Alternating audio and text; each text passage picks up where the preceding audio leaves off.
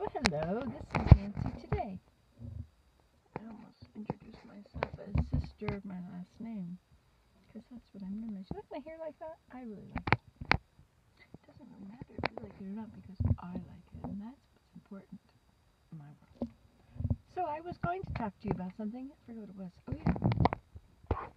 So, that was a very rude way to start a video, don't you think? Hi, it's Nancy today. How are you? So I was going to tell you about this. I have started making notes, carrying around a pen and paper, because this phone thing, oh man, it is unreliable, very unreliable. And so now I am looking at, I was going to look at my to-do list and see what it was I wanted to do. Did I tell you about my stairs? I built a set of stairs out of 2 6-step stringers. These went to the hardware store and I bought us 2 stringers. The ones for our deck were like $9 each. These were more, but I think it might have been where I bought them was an expensiver place. Anyway, so I bought these stringers and I found a lot of they're pressure treated, and I found a bunch of pressure treated lumber, 2x4s that had been cut, that were maybe they were less than 48 inches or something like that, but they were pretty long. And so I took them all down there there's a slope, a real big slope to get down from the road to the stream at the culvert. And I don't go down there anymore. I used to go down there, but once they built the road up so high, I couldn't really get down there very well anymore. Anyway, so I built these stairs, which now allows me to explore that whole place alongside the stream. The other day, I was down there, and I'm sitting there just in case you want to know. Stand up. I don't know there's a rule, because you probably want to fall down. Where is it like falling in? No offense. No, it's too close. Alright, so I'm going to have to look at you, but I feel like looking. Anyway, so I built this really, really cool staircase. I can't believe I did it. It's really nice, and you can just walk to, and it's wide. It's about 3 feet wide. It's less than 48 inches wide, but I think it's more than 3 feet wide. I'm not sure, but anyway, so it's a very nice set of stairs, and you get down to the bottom, and suddenly you have access to the whole stream. Isn't that amazing? I used to walk down there. Fishermen used to walk along there. But I guess it got too hard for everybody. Plus, there's no more fish in the stream. They've all been fished out, and they don't stock it anymore.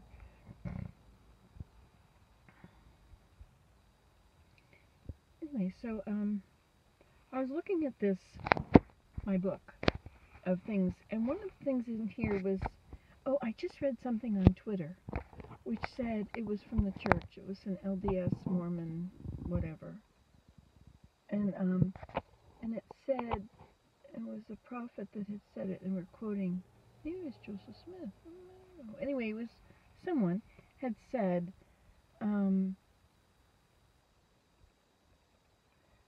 that doing something, that you should just be content to do a little bit every day. Or maybe it wasn't to be content to do a little bit every day, but do a little bit every day towards your goal. And they were meaning about change, like being nicer or whatever it is that they're, whatever you're working on, right? Because are you working on something? Like you work on changing yourself? You want to be better? Dress will not stay in position.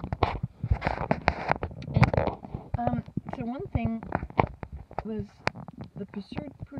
See, that's what I've always been talking about, is just do a little bit. If you've got this huge job, and people look at a huge job and they think, I can't do that. I'll never finish that. That's such a big job. And so they don't do it. They put it off. And they get nagged, right? If it's a man not doing it, put it off, put it off. But really, a job is broken down into millions of tiny small pieces. Like, before you start a job, if it's hammering and screwing and nailing and all that stuff, you get the things and you just put them in the place where it's going to happen, period. And then next time you walk by all that stuff, you think, oh yeah, and then you bring the next thing over, wood or whatever it is you need. And you do a little bit when you see it, when you think of it, when you feel like it. And believe it or not, you'd think it would never finish. You'd think you'd have to be working on this forever. But actually, sometimes it sucks you in and you're there for more than a minute. Sometimes you're there for a long time because you're into it. It's the finishing the very last bit that's always been my problem. I'll do it, but not to a high standard. I'll do it to a lower standard. And I think that I've been doing that for 62 years, and I think it's time that I started trying, like a pursuit of excellence. I was playing my violin, and I'm not always very concerned with the way each note sounds. I'm more interested in being able to find which note it is, because I'm playing by ear, and I really have never done this before, but I've been doing it for a few years when I feel like it, when I think of it. Anyway, so there I am playing my violin, and I could be making a more beautiful sound if I were focused on the way the notes sounded. First, of course, I have to find the notes, but when I find them, I should make it a beautiful sound. Anyway, and so that is changing. Now I'm focusing on making it better. That last step, once you find the note, got the rhythm. That last step, maybe it's not the last step, but anyway, a big step is to make it sound beautiful.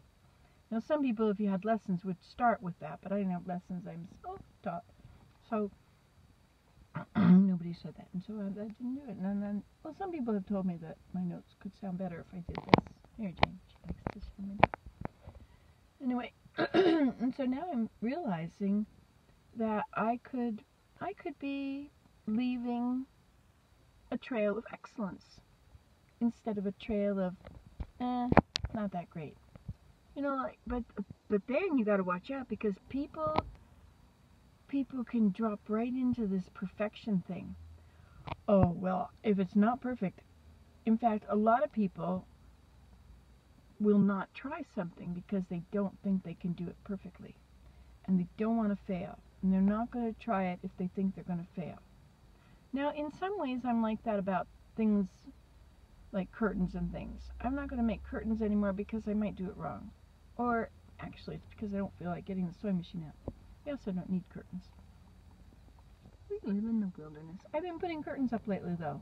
It's kind of nice to have a house with curtains. It adds something to the window. Instead of just seeing through the wall, now it becomes, what is it they call them? Window furnishings, or window coverings, or no. Anyway, it makes the window sound like it's a very important thing. Window. Anyway, hey, those daylilies are in bloom out there. Let me show you. This is almost the end of the tree. Here, let me wipe that window for you. Wait a minute, turn it again. And all the chorus of anyway, so that's what I'm doing, is I'm trying to notice when I don't put in the effort and when it doesn't come out very well. And just trying to improve that last bit of some things. Because I've always just accepted myself the way I am. This is me. I'd like it if you'd like me, but if you won't like me, I'm sorry, but I'm not going to really. I used to think I could change for people so they would like me, but then I realized that I'm me and this is who I am, and if you don't like me, it has nothing to do with me. I'm me and I'm fine, and Heavenly Father thinks I'm okay. I mean, He knows I sin and He forgives me and I carry on, but He accepts me the way I am. He knows this is who I am. I am me right through. I've tried to be other people. I've tried to do things very differently, and It's not me. And so anyway, so why does it matter to me what someone else thinks of me? Unless I have to see them, and if I have to see them, I don't feel like getting all those bad vibes every time I see them. Bad vibes are kind of, so that's the only reason it's nice when people like you. But the best thing to do if you've got people that don't like you is to go somewhere else.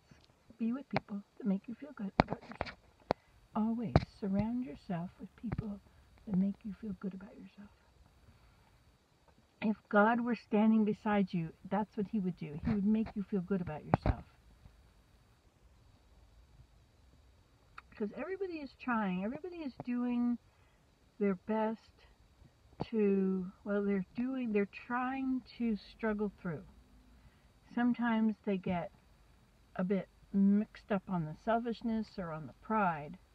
But we're all just struggling to fit in, to be loved, and to be accepted, to do the right thing, to be responsible. And everybody's at a different level in each of those things, right? Anyway, but by the time we're old, like I'm 62, by the time I'm 80, I think I will have become a lot different than I was when I was 16. I'm already quite different from that, but I think I will even be different from what I am now. I think that I will be able to overcome some things in my life that are habits that have gone back to my childhood, whatever it is. I think that we progress and we work on things one at a time, and eventually we get to be really nice. We get to be really nice old people. I think being grandparents helps a lot with that.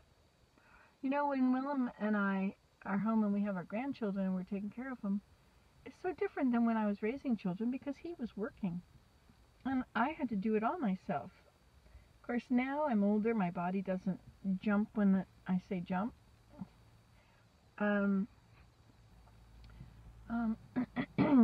But it's so amazing to have him there with me, helping me. It's also amazing this is still recording.